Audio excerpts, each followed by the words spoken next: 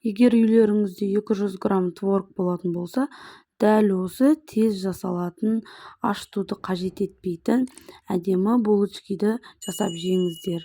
Видео рецептісі өте қарапайым, тез әрі дәмді болып шығады.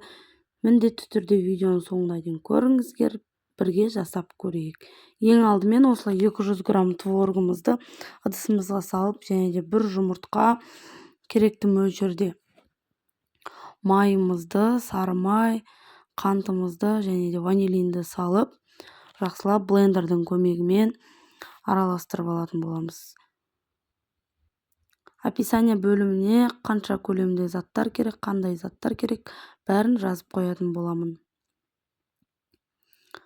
Егер сіздерде дәл осындай блендер болмайтын болса, ситадан сүзгіштен езіп алсаңыздар болады.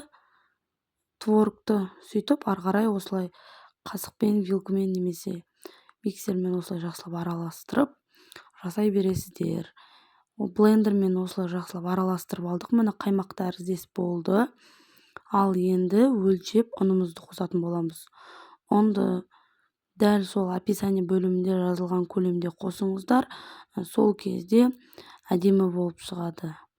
Және де онымен бірге бір қасық разрыхителімізді қосып, осылай жақсылап қамырымызды орташа жұмсақтықта қолға сәл жабысатын қамыр болып иленеді. Жұмсақ қып илеп аламыз. Бірінші осылай лопаттың көмегімен жақсылап араластырамыз. Содан кейін қолымыздың көмегімен жақсылап қамырымызды илеп алатын боламыз. Бұл жерде дрожждың орнына разрыхитель қосылады. Сол себепті де ашытпай сразу пісіре бересіздер, бірден пісіре бересіздер. Өте дәмді, дәмі керемет, сондай күшті болып шықты. Балалар өте тез жейді, жақсы көреді. Менің қызым жақсылап 2-3 булочки жеді, ұнады өзіне. Және де осылай жақсылап илеп аламыз қолымыздың көмегімен. Енді весімен өлшеп 50 грамм 60 граммнан кесіп өлшеп, осылай ұзынша етіп формалар жасайтын боламыз. Өте тез дайын болады. 25-30 минут көлемінде пісіп шығады. Және де мен осы тестасын дайындауға 10 минут уақытым кетті. Енді осылай ұзынша етіп жайып, осылай ірелік форма жасап, булочкиларымызды пісіретін табамызға жайлап шетінен орналастыратын боламыз. Енді өзіңіздер бұл жерде енді өздеріңіздің фантазияларыңызға қарай домалақ қып илеп сондай форма жасағыларыңыз келсе, ол да болады. Мен өзім осылай ұзынша етіп осылай түйдім булочкиларымды. Осылай ұзынша етіп булочкиларымызды өріп аламыз.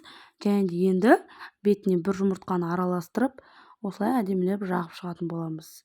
Қалауларыңызға қарай бетіне қант немесе күнжіт сепсеңіздер болады. Мен осылай тек жұмыртқаны жағып шықтым.